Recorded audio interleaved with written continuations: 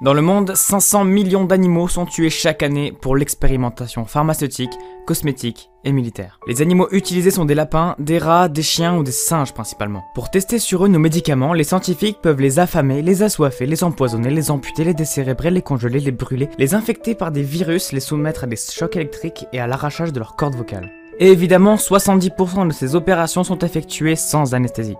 Choisissez votre mort, chacune est pire que les autres. Mais ces pratiques ne sont pas seulement légales, mais obligatoires. L'État oblige les laboratoires à tester sur les animaux leurs produits avant les tests humains. Pourtant, tester sur un animal ne permettra pas de déterminer si un médicament est sain pour l'homme, simplement car notre organisme n'est pas le même que celui d'un chien, c'est une évidence. Un chien aura du mal à digérer de la salade, contrairement à nous.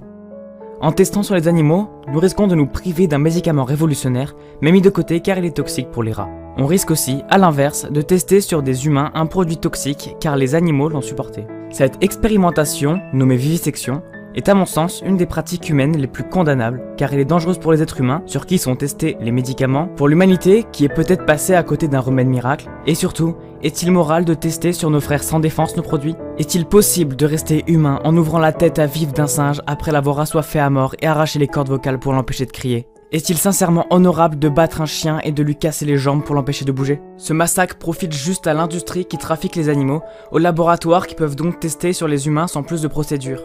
La torture est-elle une fatalité? Peut-on accepter le meurtre pour une sombre histoire d'argent? Non.